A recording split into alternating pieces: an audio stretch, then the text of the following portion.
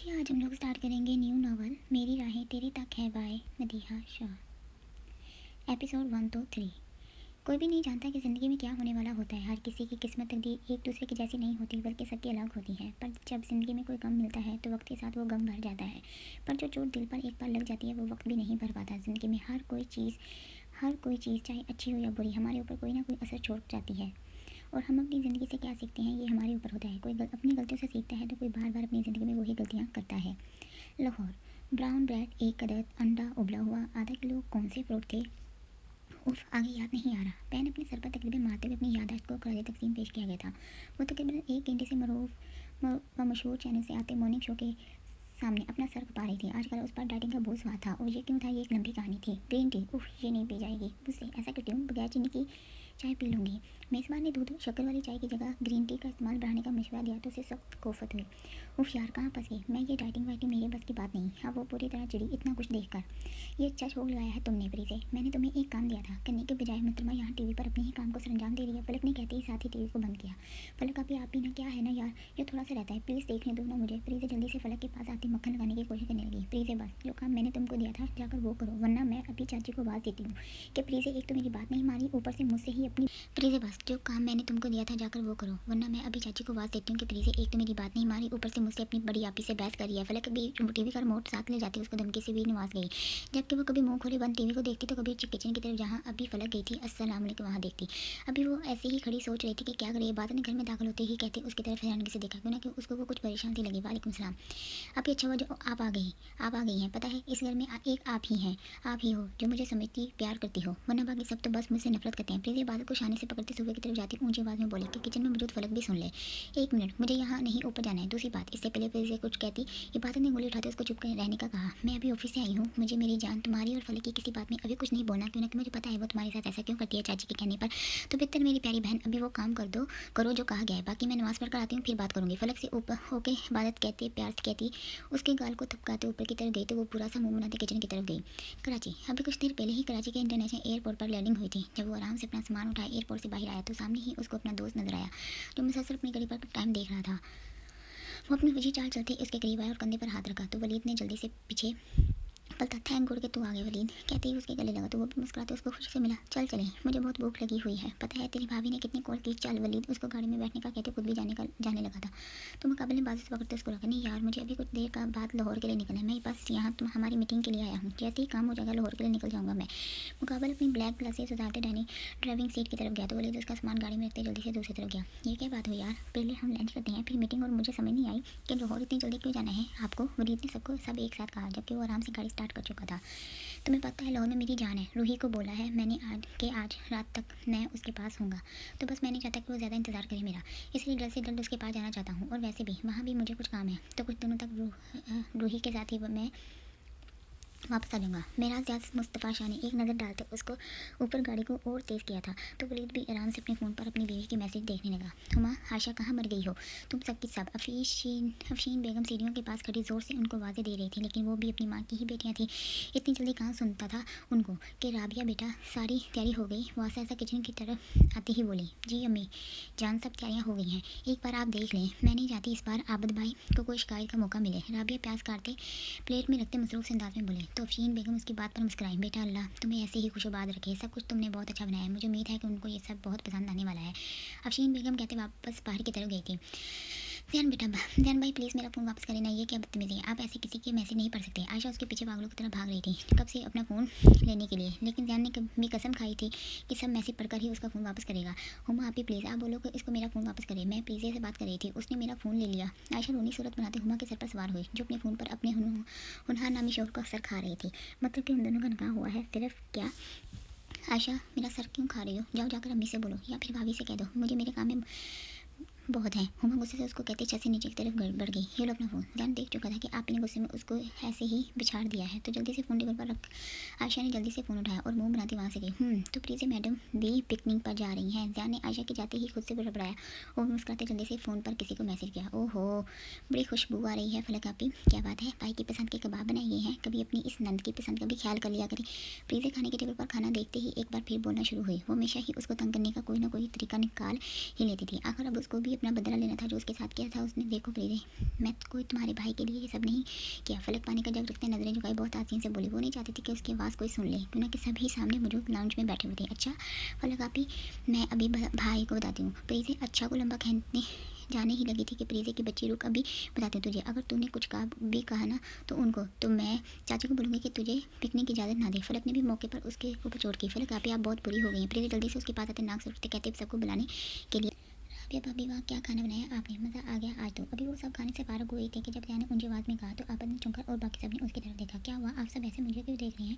मैंने तो वही कहा जो सच ने खपकी से मुंह बनाया, जबकि वहाँ मौजूद आबद के सिवा सबके चेहरों पर मुस्कुराहट थे, जिसका गलत बनने की कोशिश कर रहे थे सब। क्यों कि आबद इसका कदमा था। रूही बेटा दूध पी लो जल्दी से। देखो अजान ईशा ने खत्म भी कर दिया अपना ग्लास। राबिया जान की बात पर अपनी हंसी को रोकते रूही की तरफ मसूज हो गई, जो ग्लास को अपने हाथ में पकड़े घूर रही थी। नहीं मुझे ये नहीं पीना। रूही ने ना करती उठते ही वहाँ से भागते अपने रूम की तरफ गई तो राबिया ने अपनी सास की तरफ देखा। सलाम लोग। इतनी अभी राबिया जाने ही वाली थी जब एकदम से बुलंद आवाज़ में मेहराज या शाह ने आते ही सलाम करते सबको अपनी तरफ मुतवज्जो हो गया। भाई आप आगे। सबसे पहले आयशा भागते उसके गले मिली तो बाकी सभी मुस्कुराते उसकी तरफ गए और बारी बारी गले मिली। हाँ लंदन में काम खत्म हो गया था तो बस फिर सोचा कि जल्दी से यहाँ आ जाऊँ। मेहराज या शाह इधर उधर देखते अपनी माँ के गले लगा। अच्छा क्या जो तुम यहाँ आ गए और जिसको ढूंढ रही हो ना वो अभी अपने रूम की तरफ गई है। ठीक है मैं पहले उसको मिलूँ फिर आप सबसे बातें होती हैं। ज़्यादा कहते ही ऊपर की तरफ गया तो सब वापस अपनी जगह पर गए। क्या हुआ दोस्त तुम कुछ उदास हो? इबादत कब से फ़ोन कान से लगाए रूही से पूछ रही थी। नहीं आनी, मेरे पापा ने कहा था कि वो आज आ जाएंगे। मैंने खाने पर उनका इंतज़ार किया पर वो नहीं आए। उनको मुझसे प्यार नहीं। रूही अपने छोटे से हाथ में अपने पापा की पिक को लेती बैठी थी, जबकि दूसरे हाथ से बड़ा सा फ़ोन अपने छोटे से कान पर लगाया हुआ था। ओहो तो ये बात है। इबादत उसकी परेशानी सुन हल्के पर किस अंदाज में कहती अपनी बहन की तरह दुरुस्त करने लगी। देखो दोस्त ये भी तो हो सकता है ना कि आपके पापा के पास सच में कहीं बिजी हो गए हों इसलिए वो ना आ पाए हों। इबादत बेड पर बैठे अपने ऑफिस का काम कुछ करने का सोचकर फाइल को खोलने लगी। नहीं आप आनी, पापा आप मुझसे प्यार नहीं करते। अगर प्यार करते तो अभी मेरे पास होते। रूही ने गुस्से से ऊंची आवाज़ में कहा। रूह कहाँ हो मेरी जान? इससे पहले रूही इबादत को कुछ और कहती मेरा ज़्यादा की आवाज़ पर फ़ोन बेड पर फेंकते तेजी से उसकी तरफ गई जहाँ से अभी आवाज़ आई थी। हेलो दोस्त। इबादत ने एक दो बार फ़ोन को कान से हटाकर देखा। जब कोई जवाब नहीं आया तो फ़ोन को बंद करके फाइल पर झुकी। पापा। रूही जैसे ही रूम से बाहर आई उसको सामने अपने मेहराज ज़्यादा नजर आया तो भाग के उसके गले लगी। आई एम सो हैप्पी पापा आप आ गए। रूही खुशी से मिलते उसको बोलती जबकि वो अपनी बेटी को गोद में ले ही रूम में आया और उसको खूब प्यार करने लगा। मेरी बेटी ने कहा था ना तो आज आना तो है था ही ना, और वैसे भी मैं अपनी जान के बगैर ज़्यादा दिन दूर भी नहीं रह सकता था। मेरा ज़्यादा उसको एक बार फिर उसे लगाते नरमी से बोला, जबकि वो अपनी बेटी के साथ होता कोई अलग ही इंसान नजर आता, वरना वो बाकी सबके लिए क्या था वो ये सब लोग ही जानते थे। चलो जल्दी से बताओ अभी मेरे आने से पहले मेरी जान क्या करी थी? मेरा ज़्यादा उसके बालों में हाथ फेरते उसको प्यार कर रहा था, जबकि वो अपने पापा के चेहरे को अपने छोटे से हाथों में कैद करने की कोशिश में लगी हुई थी। जल्दी से बताओ अभी मेरे आने से पहले मेरी जान क्या करी थी? मेरा ज़्यादा उसके बालों में हाथ फेरते उसको प्यार कर रहा था, जबकि वो अपने पापा के चेहरे को अपने छोटे से हाथों में कैद करने की कोशिश में लगी हुई थी। ये पहली बार था जब वो अपने पापा के साथ ऐसे ही करती, लेकिन कभी भी उसके चेहरे को अपने हाथों में कैद न कर पाती। पापा। मैं वो मुंह पर हाथ रखते जल्दी से ज़ियाद की गोद से निकल कर बेड पर पड़े फ़ोन की तरफ गई। दोस्त। हेलो दोस्त आप चली गई। रूही को जब जवाब ना मिला तो मुंह बनाते अपने पापा की तरफ देखने लगी। क्या हुआ रू? मेराज उसको फ़ोन को घूरते देख बैठ के दूसरी तरफ गया जहाँ पर वो खड़ी हुई थी। पापा मेरी दोस्त फ़ोन पर थी, मैं उनसे बात कर रही थी, लेकिन आपकी बात सुन मैं फ़ोन को ऐसे ही छोड़ते आपके पास चली गई और वो फ़ोन को बंद कर गई। रूही ने एकदम रोना शुरू किया तो मेराज उसको गोद में लेते रूम के टैरेस पर गया। अरे मेरी जान इसमें रोने वाली कौन सी बात है? अगर वो फ़ोन बंद कर गई हैं तो आप फिर करो। वैसे आप कुछ ज़्यादा ही नहीं अपनी इस दोस्त से प्यार करने लगी हैं। मेहराज ने नाक सुकड़ते अपनी जेलस को छुपाया, क्यों ना कि वो जब अपने ऑफिस के काम की वजह से लंदन गया हुआ था, क्योंकि वो लंदन से अपना बिजनेस यहाँ मूव कर रहा था। 2 साल हो गए थे उसको पाकिस्तान में अपना बिजनेस मूव किए हुए और अभी भी वो अपने बिजनेस की वजह से लंदन गया था। 4 महीने से जब उसने रूही को यहाँ कराची से लाहौर अपने घर वालों के पास छोड़कर जाना ही बेहतर समझा। रूही जब लाहौर आई तो एक दिन उसकी मुलाकात इबादत से हुई। अब कैसे हुई ये भी बयान कर देती हूँ। रूही की पहली मुलाकात इबादत से पार्क में हुई थी। इबादत पार्क में बैठी हुई थी। वो रोज़ ही वहाँ अपने ऑफिस से वापसी पर पार्क में जाती थी। 2 बच्चे आपस में खेलते लड़ पड़े। इबादत ये देखते उनको समझाने लगी और आपस में उनकी सलाह करवाती अपनी जगह पर वापस आई। इसी तरह एक बेंच पर इबादत बैठी हुई जबकि सामने वाली जगह पर रूही बैठी उसको देख रही थी। ऐसे ही हर रोज़ होने लगा। इबादत जब भी पार्क आती रूही बस खामोशी से बैठी उसको देखने लगती, जबकि इबादत आती ही सब बच्चों के साथ खूब खेलती। इबादत ने भी ये बात नोट की कि वो बच्ची हर रोज़ आती है और ना किसी के साथ खेलती है, बस ऐसे ही बैठती सबको देखती है। इबादत ने सोचा कि उससे बात करें, लेकिन फिर तभी उसका ड्राइवर आया तो रूही चली गई। इबादत फिर भी कभी बात करने का सोची वहाँ से गई। ऐसे अगले दिन रूही पहले ही पार्क में आती अपनी जगह पर बैठी। वो कब से इबादत का इंतजार कर रही थी लेकिन इबादत ना आई। ऐसे अगले दिन रूही पहले ही पार्क में आती अपनी जगह पर बैठी। वो कब से इबादत का इंतजार करती रही लेकिन इबादत ना आई। इसको ड्राइवर लेने के लिए भी आ गया तो वो जाना नहीं चाहती थी, लेकिन कि शायद वो आ जाए, लेकिन कल का सोचती रूही चली गई। अगले दिन भी ऐसे ही हुआ। रूही हर रोज़ आती लेकिन इबादत ना आती। ऐसे ही एक हफ्ता गुजर गया। ऐसे ही जब एक दिन रूही पार्क में दाखिल हुई तो उसको सामने ही इबादत अपनी बेंच पर बैठी नजर आई। रूही खुशी से उसको देखते उसकी तरफ भागी, जैसे पता नहीं कौन सा खजाना मिल गया। आप आ गई, मैं आपसे नाराज़ हूँ। आप इतने दिन कहाँ थी? आपको पता है मैंने आपका कितना इंतज़ार किया। रूही को तो जैसे मौका चाहिए था कि बोलने का, तो आते ही नॉन स्टॉप बोलना शुरू हुई। जबकि इबादत मुस्कुराते उस छोटी सी परी को देखने लगी जो अपने दिल की बात कहती मुझसे बेवकूफ़ी से मुंह बनाते वापस अपने बेंच की तरफ गई और अपनी आंखों से घूरती अपने लब को गोल कर गई। मतलब साफ था मैं नाराज़ हुआ, मुझे मनाओ। इबादत कुछ देर उसको वैसे ही देखती रही, जबकि वो उसको वैसे ही घूर रही थी। इबादत अपना हैंड बैग लेती उसकी तरफ गई और थोड़ी सी फासले में बैठी। जैसे ही रूही ने देखा जल्दी से उसकी तरफ मुँह करते उसके चेहरे को तकने लगी। सॉरी, मुझे नहीं पता था कि कोई मेरा यहाँ इंतज़ार करता है। इबादत अपने कानों को हाथ लगाते उसको हंसने पर मजबूर कर गई। और वैसे भी मुझे कुछ ज़रूरी काम था जिस वजह से मैं नहीं आ सकी। इबादत उसको खुश देख पुरस्कून सी उसके दांत में मुस्कुराई। इस तरह इबादत और रूही के दरमियान एक ताल्लुक, मतलब रिश्ता सा बन गया। रूही तभी इबादत को एक नया नाम दिया। तभी रूही ने इबादत को एक नया नाम दिया। इबादत ने भी उसको अपना नाम नहीं बताया, जबकि रूही ने अपना नाम रूह बताया जो उसका नाम था। ऐसे ही वो हर रोज़ मिलती, साथ में बातें करती, जबकि इबादत उसके साथ खेलती भी। रफ्ता रफ्ता बात फ़ोन तक आई। रूही ने इबादत से उसका फ़ोन नंबर भी लिया, जिससे अब वो रोज़ रात को सोने से पहले इबादत से बात करती थी। ओके, चलो जल्दी से अपना क्या नाम है मेरा। तो उसको उठाए बाजू में दूसरे हाथ में फ़ोन को लेते हुए जा। हाँ याद आया, तुम्हारी आनी, बताओ नंबर क्या है, अभी बात करते हैं। ज़्यादा फ़ोन को देखते रूही की तरह मतवज्जो हो जो आराम से उसके शर्ट के बटन को खो रही थी। रूह बेटा, मैं आपसे बात कर रहा हूँ। जब भी नाराज़ होने लगती ऐसे ही करती, खामोशी से सब काम करती। नहीं पापा, अब वो फ़ोन पिक नहीं करेंगी, वैसे भी मुझे नींद आ रही है, मैं सुबह उनसे मिल लूँगी। रूही ने अपनी मुस्कुराहट से उसको पुरस्कून किया। चाचू आप यहाँ कब आए? वो भी अपनी तहज्जुद की नमाज़ से फारिग हुई थी जब उसको अपने चाचू को खुद को देखते पाया तो इबादत जानमाज़ को टेबल पर रखते उनके पास ही बैठी, जो बेड पर बैठे किसी सोच में डूबे हुए थे। मैं बस अभी आया हूँ, सोचा तुमसे बात करूँ। जैसे ही हामिद ने ये कहा, इबादत समझ गई कि वो क्यों आए हैं। चाचू मैं देखो इबादत बेटा, ज़िंदगी में बहुत सी कुछ तकलीफ़ों से इंसान टूट जाता है, और मुझे पता है जो कुछ तुम्हारी ज़िंदगी में हुआ है हम अपने ठहरते लफ्ज़ों से कहा, लेकिन इबादत अगर ज़िंदगी कुछ छीनती है तो कुछ बहुत बेहतर देती भी है। ये सब ऊपर वाले के हाथ में होता है। चाचू प्लीज़, मुझे पता है आप क्या कहना चाहते हैं, लेकिन चाचू मेरा आज भी वही फैसला जो 6 साल से मैं आप सबको सुनाती आ रही हूँ। बात ने यह कहते हुए बात खत्म की थी और जल्दी से रूम से बाहर गई। पुनः तो वो जिहान की आवाज़ सुन चुकी थी। मैं क्या करूँ? हामिद मायूसी से इधर उधर देखने लगा। नालायक, छोड़ो, इधर दो मुझे प्लीज़। एक टीवी लॉन्च में रिहान के साथ मुसलसल अपना लैपटॉप छीनने के वॉशरूम में हल्कान हो रही थी। नहीं, पहले मुझसे वादा करो कि तुम मेरे नोट्स बनाओगी जो यूनी में सर्वकार को देने हैं। रिहान ने आईब्रो झुकाई तो प्रीति ने अपनी आंखों से घूरते सीढ़ी की तरफ देखा, जहाँ सोनिया बेगम उनकी माँ आ रही थी। अम्मी देखें, आपका नालायक बेटा मुझसे क्या बोल रहा है। प्रीति लैपटॉप को छोड़ती सोनिया बेगम की तरफ गई, जो उनको अनसुनी करते किचन की तरफ गई थी। मामा मैं आपसे बोल रही हूँ। जब मैं कभी ऐसा कुछ करती हूँ तो तब तो आप बहुत जल्द भी मुझसे पर अपनी गालों के साथ जूते की बरसात को आती हैं, लेकिन मजाल है अगर बेटा कुछ कर दे तो कुछ कहती हूँ। प्रीति अपनी आदत से मजबूर बोली। प्रीति अपनी ये बकवास बंद करो और जल्दी से तैयार होकर नीचे आ जाओ, मुझे ऑफिस जल्दी जाना है। मैं ज़्यादा देर तुम्हारा इंतजार नहीं कर सकता, समझिए। इससे पहले सोनिया बेगम कुछ कहती, हामिल ने उसको आड़े हाथों लेते दो कहा तो जो वो अपनी माँ से सवाल कर रही थी। अपने भाई के हुक्म पर सर लगाते जल्दी से लैपटॉप लेते ऊपर की तरफ दौड़ी। हाँ मैं तुमने वादे से बात की जो मैंने करने को कहा था। तलाशा खाने के टेबल पर नाश्ता करते अपने छोटे भाई से गुफ्तगू साथ ही हो गई, जबकि प्रीति रियान हम जा चुके थे पहले, क्यों ना कि हामिद को ऑफिस में कुछ काम था और रियान की गाड़ी ठीक नहीं थी, जिस वजह से हामिद ने उनको यूँ नहीं छोड़ा था।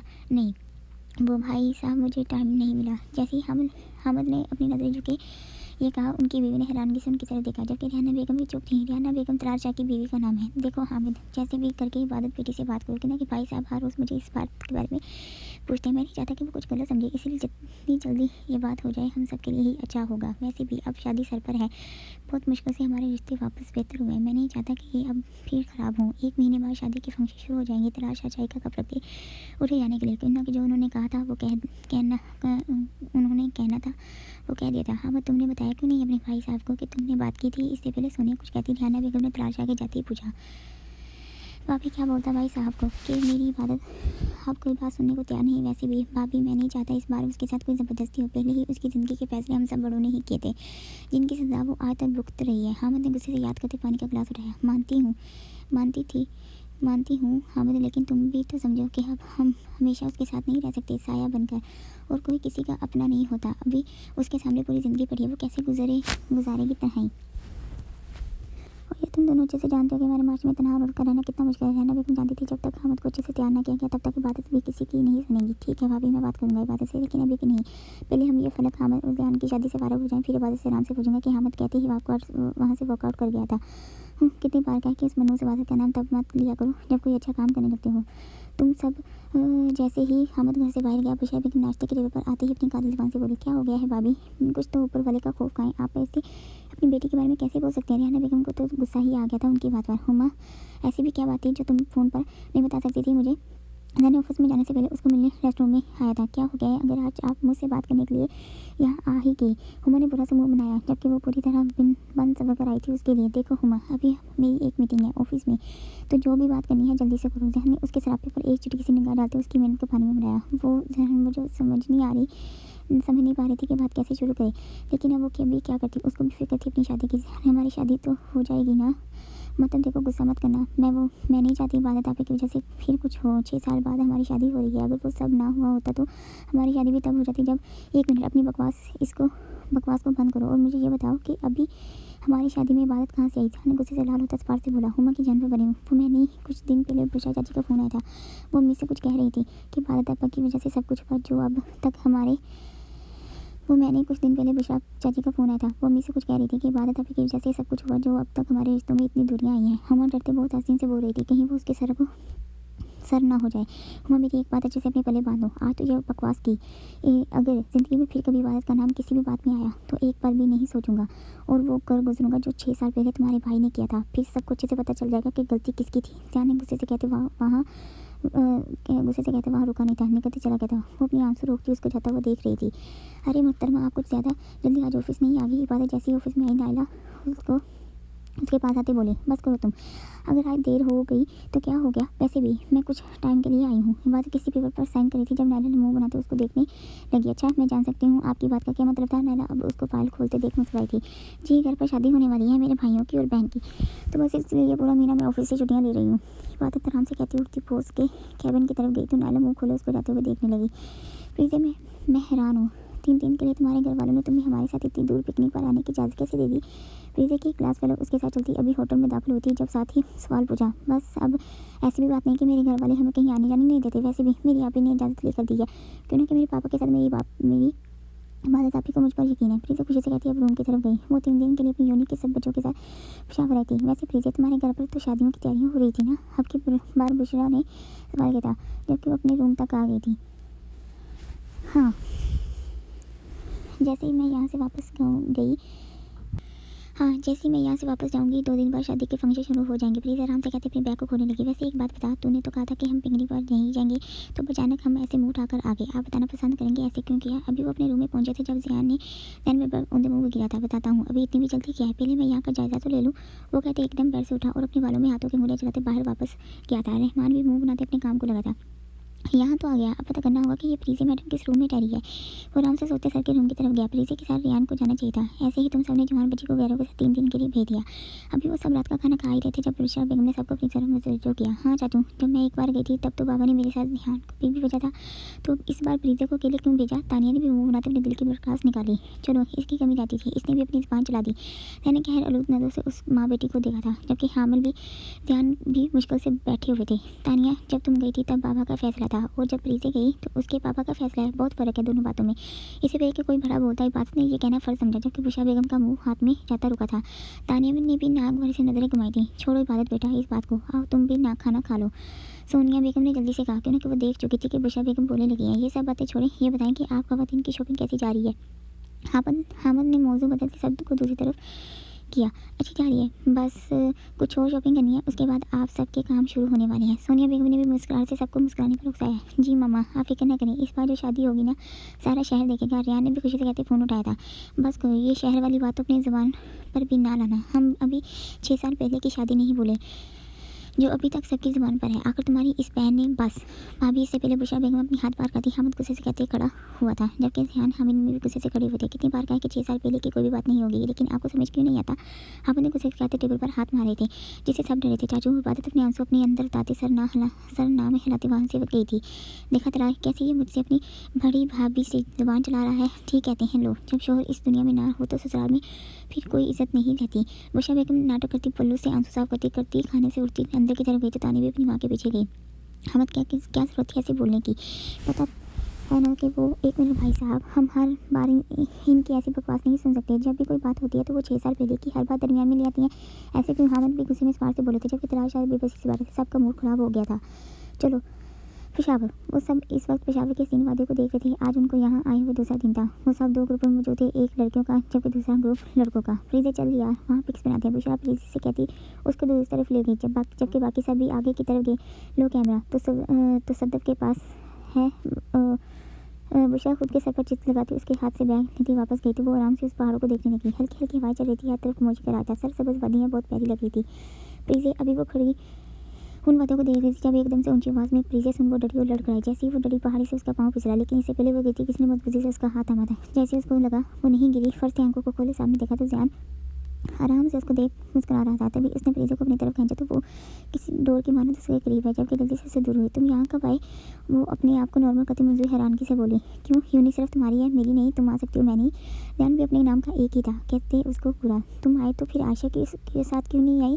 प्रीजे ने अपनी नागवारी से कहा। रियान कहाँ है। ध्यान ने आराम से पूछा। वो तो घर पर है। फ्रीजे ने उसकी तवक्को के मुताबिक जवाब दिया। हाँ तो वैसे ही आयशा भी घर पर है, समझी। वो कहते ही 2 कदम उसके करीब हुआ। सीधे सीधे नहीं बोल सकते थे। फ्रीजे गुस्से से कहती आगे गई तो वो भी मुस्कुराते उसके पीछे गया था। वैसे महराज, मैंने सुना है कि आंटी तेरे लिए कोई अच्छी सी लड़की को पसंद कर चुकी हैं। अभी वो दोनों मीटिंग रूम से बाहर सीधे महराज के ऑफिस में आए थे जब वलीद ने मौका देख बात शुरू की।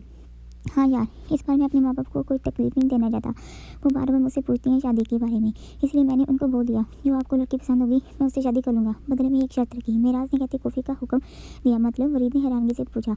मैंने शर्त ये रखी कि जो भी लड़की आपको पसंद हो वो मेरी रूही को माँ की तरह प्यार देगी, बस। मेराज ने बयान करते बात खत्म की। ओ आई जी, चलो ये तो अच्छा हुआ तुम मिले उस लड़की से जिसको उन्होंने तुम्हारे लिए पसंद किया। तभी वलीद के दिमाग में दूसरा सवाल आया, जबकि कॉफ़ी भी रूम में आ चुकी थी। एक बात बता, ये तुम्हें किसने बताया कि लड़की पसंद कर ली है। ये बात मुझे तो नहीं बताई किसी ने। मैं क्या भी तो था। मेरा ज़रा शाह ने उलझे लेजे में पूछा। वो कल मेरी बड़े भाई हैदर से बात हुई थी तो बातों बात में ये तुम्हारी शादी वाली बात आ गई तो उन्होंने बताया मुझे। वलीद कॉफ़ी का सुख लेते आराम से बोला। अच्छा मुझे तो नहीं पता ये भी। खैर अभी घर पर मेरी बहन की शादी होने वाली है। मैं जल्दी से यह काम खत्म करना चाहता हूँ और हो जाना चाहता हूँ। इस बार नहीं चाहता कोई भी रिश्ता खराब हो। पहले ही हमारे खानदानों के रिश्तेदारों में बहुत कुछ हो चुका है। मेराज कहते ही फाइल देखने लगा तो वलीद भी काम की तरफ मुतवज्जो हुआ। या अल्लाह मेरी मदद फरमा, अब मैं कहाँ जाऊँगी। फ्रीजे अंधेरे को देख और कोप में घबराई। आज उनका ये तीसरा दिन था पिकनिक का और कल सब वापस जाने वाले थे। आज सब पिकनिक का दिन घूमने के लिए पेशावर के एक भाई गाँव में आए थे। सब टीचर ने उनको बताया था कि यहाँ के लोग कुछ पुराने अदाब के हैं, कुछ भी बुरा मान सकते हैं, इसलिए वो सब मुकम्मल अपनी रवायती लिबास में अच्छे से जाप करके आज ही गांव में आई थी। वो शाम टाइम को तो सबके साथ ही, लेकिन फिर वो कुछ गांव की औरतों को देख खुशी से उनके पास आ गई। फ्रीजे को उनका बात बहुत पसंद आया था, जिस वजह से वो उनके साथ ही चलती गाँव के एक छोटे से बाजार तक आ गई। जैसे ही टाइम के साथ वो वापस भागी, लेकिन अब उसको रास्ता नहीं मिला था। वो पागलों की तरह भागती पूरी तरह गुम हो चुकी थी। मैडम प्लीज़ कुछ करें। वो कहीं भी नहीं मिल रही। बुशरा घबराहट से इधर चक्कर लगा रही थी। वो लोग गांव से बाहर कुछ फासले पर दूसरे गांव में फ्रीजे को ढूंढ रहे थे। किसी को याद नहीं था कि वो कब उनके साथ नहीं थी। सबको लगा जब वो गांव से निकले तो वो साथ नहीं थी। जैसे ही वो दूसरे गांव से निकलने लगे तो पता चला फ्रीजे साथ नहीं है। तभी से वो सब उसको इसी गाँव में ढूंढ रहे थे, लेकिन किसी को नहीं पता था कि वो पहले ही गाँव में उनसे अलग हो चुकी थी। या ये ज़हन पता नहीं कहाँ चला गया। एक तो यहाँ फ़ोन भी नहीं काम कर रहा। एक दोस्त दूसरे से कह रहा था मुहतरमा क्या हुआ। फ्रीजे अभी गांव से बाहर निकलती दूसरी पहाड़ों की तरफ निकल आई थी जब वहाँ पत्थरों पर बैठे चंद आवारा लड़कों ने उसका पीछा करते उसको पुकारा था। फ्रीजे अपना बटस मारती तेजी से कदम उठाने लगी। वो लोगों भी तेज तेज चलते उसके पीछे भाग रहे थे जब फ्रीजे भी भागती पीछे को उनको देख रही थी। अचानक से फजल से किसी से टकराई, लेकिन जल्दी ही खुद को संभालते पीछे हुई। जैसे ही आग की मशल की रोशनी से उसके चेहरे पर पड़ी, फ्रीजे रोते हैरानगी से भागते उसके गले लगी थी। थैंक गॉड तुम मुझे मिल गए। वो रोते मुश्किल से बोल पाई थी जबकि वो मजबूती से उसकी शर्ट को अपने दोनों हाथों में बीत चुकी थी। ध्यान में उसके हालों को समझते आराम से उसको खुद से लगाए गुस्से से पीछे देखने लगा था। वो सब लड़के भी वहाँ आ चुके थे जबकि वो हैरानी से दोनों लोग देख रहे थे। मैं आ गया हूँ ना फ्रीजे। वो उसको खुद से लगाए सरगोशियों की तरफ बोल रहा था जबकि आंखों में गुस्सा किसी आग की तरह उनको जलाने के लिए बेताब था। अस्तगफुरुल्लाह, ये क्या चल रहा है? अभी वो सब लड़के भी ऐसे ही खड़े थे जब उस गांव का कोई सरदार अचानक से कुछ आदमियों के साथ नमूदा हुआ। प्रीति ने डरते ध्यान से लग होते सामने देखा था। बहुत से लोग उसको ध्यान के हैरानी से देख रहे थे। साईं, ये लड़का इस लड़की को कहीं से भगाया कर लाया है। इन वाले लड़कों में से एक ने जल्दी ने से अपनी तरफ से बात रखी तो ध्यान ने और प्रीति ने शौक से अंदाज में खुद को देखा था। इन दोनों को जल्दी से डेरे पर ले आओ, अभी पंचायत में फैसला होगा दोनों का। वो साईं अपने बंदों को हुक्म देते आगे गया। जबकि उसके आदमियों ने ध्यान को पकड़ते आगे बढ़े तो प्रीति भी डरती साथ ही चली। जबकि ध्यान मुसलसल उनको बोल रहा था कि आपको गलत बताया है, लेकिन किसी ने बात नहीं सुनी। मैं जान सकता हूँ मुझे यहाँ बंद क्यों किया है और प्रीति कहाँ है। अगर किसी ने उसको हाथ लगाया तो मुझसे बुरा कोई नहीं होगा। ध्यान, जो आदमी उसको खाना देने आया था, उसको गेजे मारने से पकड़ते झंझाड़ते बोला था। तो वो लड़का डरते आराम से उससे दूर हुआ। तुमको अब कोई नहीं बचा सकता। वो आदमी ध्यान को देखते उसके करीब हुआ।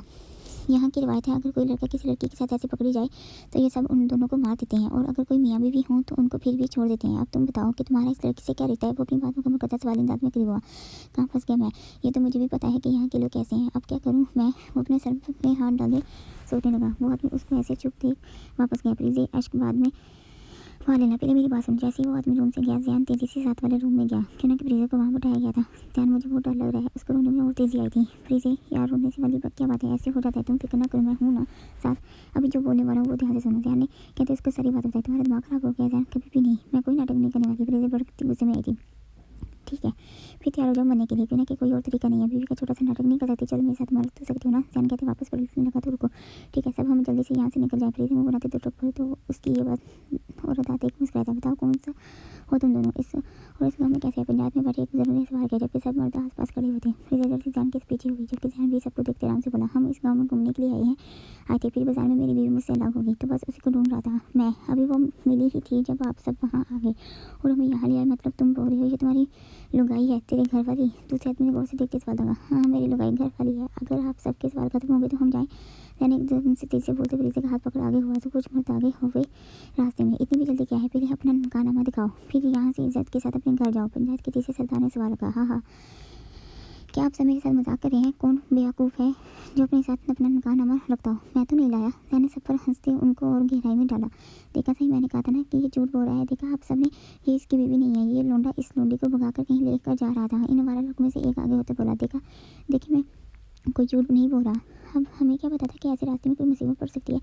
अगर पता था तो ज़रूर अपने साथ नकानामा रखता। ध्यान बहुत अच्छे से एक्टिंग करते सबको सोच में डालने लगा। चलो फिर क्या हो गया सही, अगर इनके पास नकानामा नहीं है, एक बार फिर इनका निकाह सबके सामने पढ़ा देते हैं। हाँ, इससे पहले हम सबको तसल्ली भी हो जाएगी और ये लोग भी आज़ाद। इन्हें वाले लड़कों में से एक और लड़का ग्लेस से प्रीति को देखते मुस्कुराया, जबकि ध्यान और प्रीति हैरानगी से इसकी दूसरी तरफ देखा था। ठीक कहा, जल्दी से एक मौलवी को बुलाया जाए। तब तक इन दोनों को एक कमरे में बंद कर दो। अभी भी वक्त सच बता दो वरना तैयार हो जाओ। गाँव का बड़ा साईं कहते ही उठा था, जबकि उन दोनों को एक रूम में बंद कर देता। मैं बता रही हूँ ध्यान, मैं ये निकाह नहीं करूँगी। जैसे ही वो आदमी उनको बंद करते गया, प्रीति सख्त लहजे में बोली, देखो प्रीति, मुझे भी पता है, लेकिन अब क्या कर सकते हैं? ध्यान उसको ऐसे देख आराम से बैठा था। क्या मतलब है तुम? मैं बता रही हूँ ध्यान, मैं ये निकाह नहीं करूँगी। जैसे ही वो आदमी उनको बंद करते गया, प्रीति सख्त लहजे में बोली, देखो प्रीति, मुझे भी पता है, लेकिन अब क्या कर सकते हैं? ध्यान उसको ऐसे देख आराम से बैठा था। क्या मतलब है तुम क्या कर सकते हो? तुमने ही झूठ बोला है ना? तो अब जाकर सच बताओ सबको कि हम यूनी के बच्चे हैं। तुम सिर्फ मेरे कज़न हो, वो भी ऐसे कि हर वक्त कुछ ना कुछ खराबी करते हो। प्रीति उसको आराम से बैठा देख और गुस्से में आई थी। अच्छा, मतलब क्या है तुम्हारा? अभी मुसीबत में कौन था? तुम कि मैं? एक तो तुम्हारे लिए मैं वापस यहाँ आया और तुम मैडम, वाह, भलाई का तो ज़माना ही नहीं रहा। ध्यान उसको यूँ घूरते देख फ़ोन पर से सिग्नल देखने लगा। ध्यान, प्लीज़ कोई हल सोचो। अगर घर पर किसी को पता चला तो बहुत दूर होगा। पहले ही सब रिश्ते बहुत दूर हैं। मैं नहीं चाहती कि वो कुछ बुरा हो। प्रीति की आवाज़ नमूसी हुई थी। देखो प्रीति, मैं भी नहीं चाहता कि कुछ बुरा हो। अगर हम निकाह कर लेंगे, देखो पहले मेरी पूरी बात सुन लो, इसके बाद कुछ बोलना। वो उसके पास नीचे बैठे उसके होंठों पर उंगली रख गया। आज अगर हम निकाह करते हैं तो मैं वादा करता हूँ ये बात कभी किसी के सामने नहीं आएगी, और यहाँ से वापस जाने के बाद हम जाते ही तलाक लेकर आज़ाद हो जाएंगे। तो मुझ पर यकीन कर सकती हो। ध्यान ने आराम से अपनी बात कहते हाथ हटाया तो वो भी उसकी तलाक वाली बात पर सोचने लगी। मतलब तुम बोल रहे हो सिर्फ निकाह हम यहाँ से बचने के लिए करेंगे और जाते ही सब कुछ खत्म? प्रीति उसकी बात को समझते कुछ हल्की फुल्की सी वो भी जल्दी से सर को हाँ में हिलाने लगा। ठीक है, देखो यार, मैं यकीन कर रही हूँ हम यहाँ से जाते ही अलग हो जाएंगे। प्रीति आपकी बार उंगली उठाते इसी अंदाज में बोली, हाँ यार, जाते ही तुम कौन है कौन? और वैसे भी मुझे भी तुम्हारे साथ रहने का कोई शौक नहीं है। कोई पागल ही होगा जो तुमसे शादी करेगा, फिर शादी सारी ज़िंदगी झेलेगा। ध्यान ने कहते अपने शाने में जबकि चेहरे पर मुस्कुराहट आई आती। अच्छा, तो तुम्हें भी कोई बेचारी भुगती ही होगी जो शादी के बाद सारी ज़िंदगी तुम्हारा ऐसा सड़िया वो चेहरा बर्दाश्त करते करेगी।